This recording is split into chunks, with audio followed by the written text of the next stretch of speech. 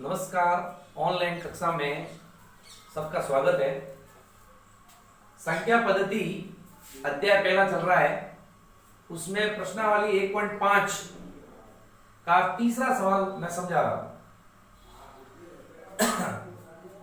जैसे इसमें लिखा हुआ तीसरा प्रश्न, आपको याद होगा कि पाई को एक वर्त की परिधि माना, जैसे सी, वर्त की परिधि माना सी, और उसके व्यास मान लीजिए डी है, उसके अनुपात से परिभाषित किया जाता है।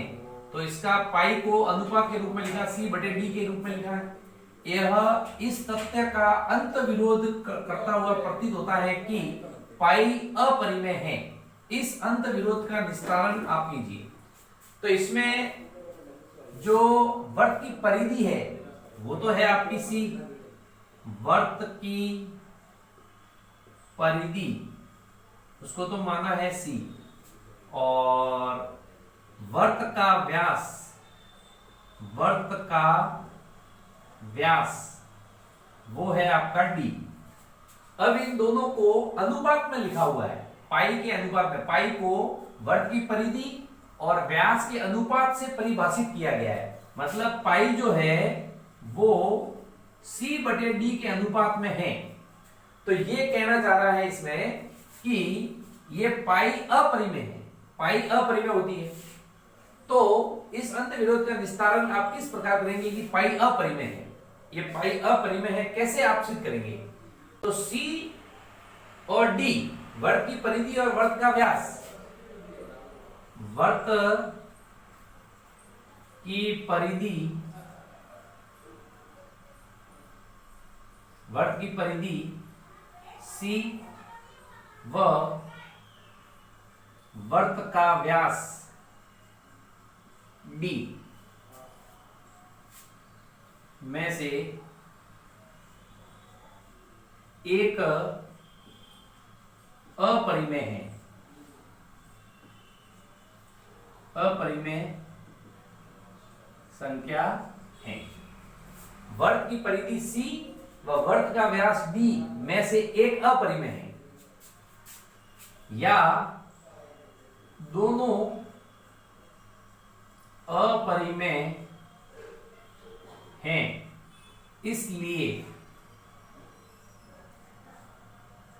इसलिए पाई भी अपरिमेय होगी,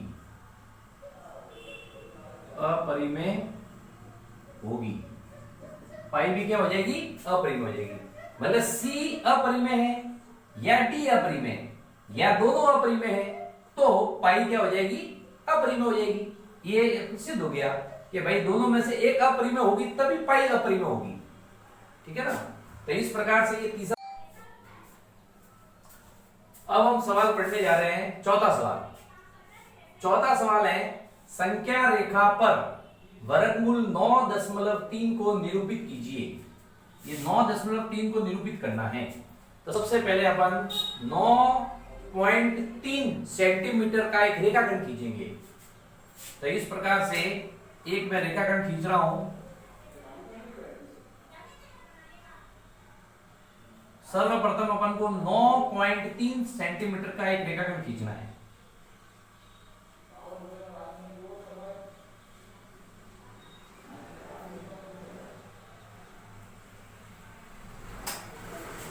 इस प्रकार से एक मैंने रेखाखंड खींचा।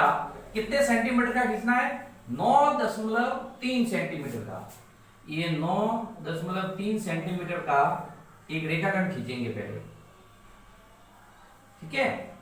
ये हो जाएगा आपका ए और ये हो जाएगा आपका बिंदु बी। अब अपन को क्या करना है? बी से 1 सेंटीमीटर का माप लेकर आगे और रेखा बढ़ानी है। बी से 1 सेंटीमीटर का रेखाखंड लेना है और आगे बढ़ाना है। तो 1 सेंटीमीटर का लेंगे अपन माप, 1 सेंटीमीटर लेंगे।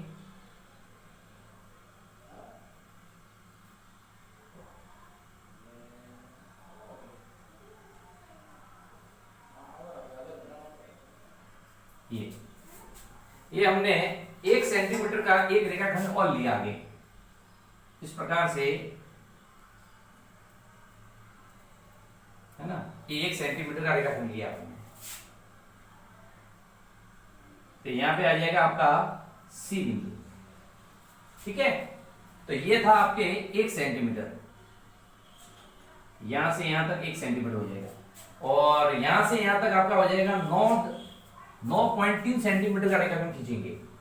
अब अपन को क्या करना है, ये जो रेखाखंड है आपका, इस रेखाखंड ए और सी, जो ए सी दिया हुआ है, इसका अपन क्या करेंगे, सेंटर पॉइंट लेंगे, बीच वाला एकदम सेंटर पॉइंट लेना है। तो सेंटर पॉइंट लेने के लिए क्या करना पड़ेगा, इसका समद्वि भाजन, इसको क्या करेंगे, गोलाई से आपके सेंटर पॉइंट लेने के लिए इसका गोलाई से आधे से ज्यादा खोलना है, और एक चाप इधर काटना है, एक चाप नीचे काटना है, फिर यहां से एक चाप इधर काटना है, एक चाप इधर काटना है, और इसको मिलाना है।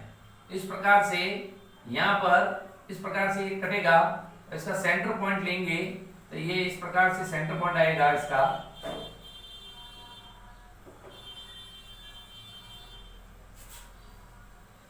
इस प्रकार से एक सेंटर पॉइंट लेना है आपको।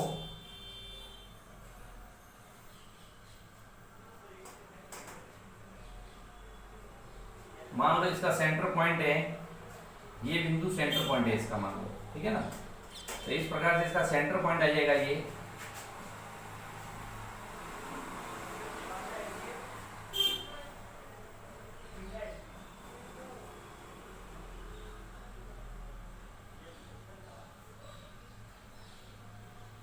ठीक है ना, इस प्रकार से यहां से एक चाप काटेंगे, इस प्रकार से सेंटर पॉइंट हो जाएगा। इस रेखा का समद्वि भाजन करना है।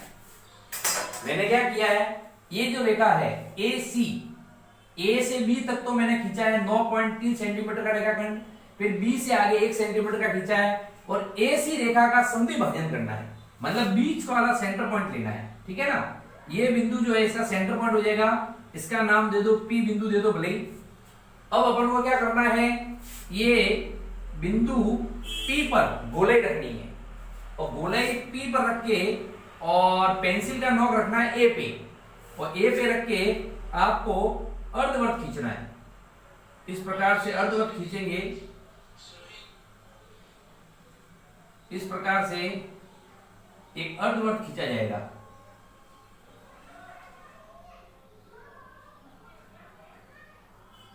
ये अर्धवृत्त हो जाएगा। ठीक है, ये अर्धवृत्त कहां से खींचना है आपको, गोलाई यहां रखनी है और पेंसिल का नोक ए पे रखना है, और इस प्रकार से यू लेके इस प्रकार से एक आपके अर्धवृत्त बनाएंगे।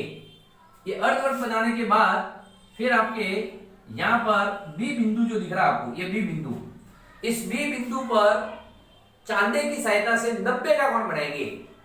तो यहां पर 90 का कोण बनेगा चांदे की सहायता से, तो आपको यहां पर चांदा रखना है और यहां पे आपको 90 का कोण बनाना है। तो ये एकदम सीधी रेखा जाएगी, ये 90 का कोण बनेगा यहाँ पे, ये वाला है आपका 90 का कोण बना। ठीक है ना, ये 90 का कोण बनेगा, और 90 का कोण बनाने के बाद ये रेखा जहां टच होती है इस वर्त को, इस वर्त को जहां टच हो रही है उसका नाम डी बिंदु दे दो। तो आपका बी और डी वाला जो भाग है वो आ जाएगा वर्गमूल 9.3, तो ये 9.3 बन जाएगा। तो इस प्रकार से हमने संख्या रेखा पर 9.3 को निरूपित किया। हाँ, ये किस प्रकार बनाया है एक बार मैं यहां लिखता हूं। सर्वप्रथम ए बी बराबर 9.3 सेंटीमीटर का रेखाखंड खींचा। ठीक है ना, ए बी का 9.3 सेंटीमीटर रेखाखंड खींचा।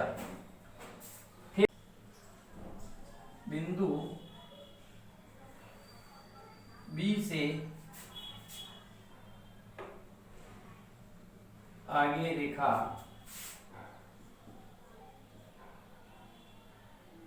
1 सेंटीमीटर बढ़ाई। बिंदु बी से आगे रेखा 1 सेंटीमीटर बढ़ाई। ठीक है ना, फिर AC को AC रेखाखंड, फिर रेखाखंड AC का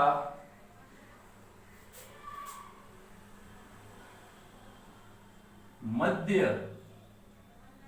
बिंदु P प्राप्त किया,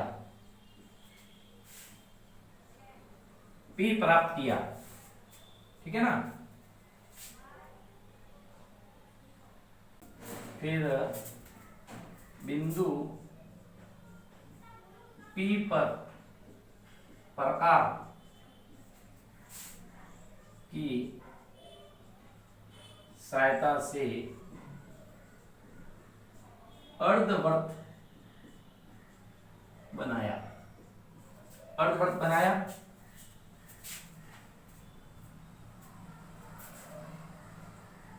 बिंदु B पर चांदी की सहायता से 90 डिग्री का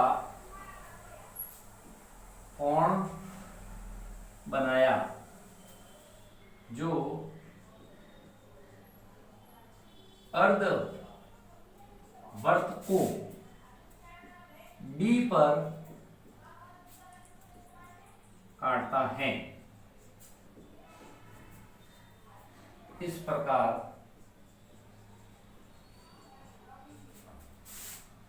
BD बराबर वर्गमूल 9.3 निरूपित हुआ, ठीक है ना। ये मैंने आपके इसको किस प्रकार से बनाना है वो मैंने यहां लिख दिया है, तो इसको पढ़ के आप इसको बना सकते हैं। अब 5वां सवाल कर रहे हैं अपन। 5वें सवाल में लिखा हुआ है निम्नलिखित के हरों का परिमेयकरण कीजिए।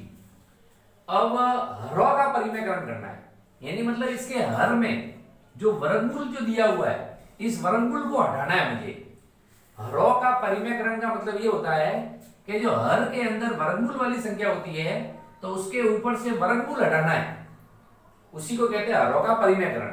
तो देखिए कैसे हटाएंगे। तो सबसे पहले मैं लेता हूं ये पहला सवाल, 1/वर्गमूल 7 लिया।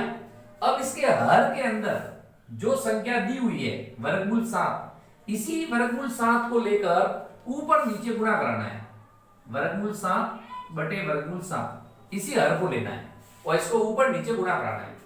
अब क्या करना है, वर्गमूल 7 1 से गुणा करेगा तो वर्गमूल 7 हो जाएगा, और वर्गमूल 7 और वर्गमूल 7 का गुणा क्या होता है तो मैं आपको यहां पर क्लियर करके बताता हूं, ध्यान से देखना कि कोई भी सेम संख्या होती है जैसे वर्गमूल 3 इंटू वर्गमूल 3 इनका गुणा करना है तो आपके क्या आएगा, केवल 3।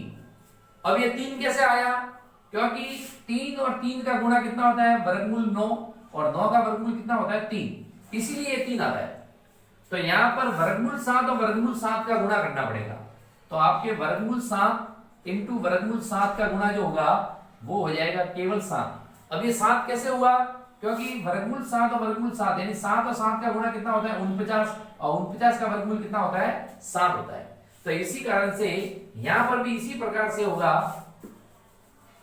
कि यहाँ पे वर्गमूल 7 और वर्गमूल 7 का गुणा करना है अपन को, तो यहां पर क्या हो जाएगा वर्गमूल 49 होता है, लेकिन आप डायरेक्ट भी लिख सकते हैं 7।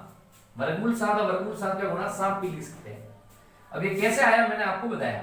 अब देखो नीचे से वर्गमूल हट गया, वर्गमूल का जो निशान था वो हट गया, इसका मतलब ये क्या हुआ, निम्नलिखित के हरों का परिमेयकरण हो गया, हर का परिमेयकरण।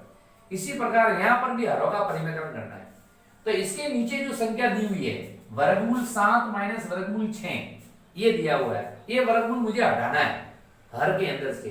तो देखिए किस प्रकार से करेंगे, सबसे पहले इसको लिखेंगे वर्गमूल 7 माइनस वर्गमूल 6, ये लिखा जाएगा। अब क्या करना है, मैंने क्या बोला था, जो हर के अंदर है उसी को ऊपर नीचे गुणा कराना है, तो इसी को लेकर ऊपर नीचे गुणा कराएंगे अपन इंटू वर्गमूल 7।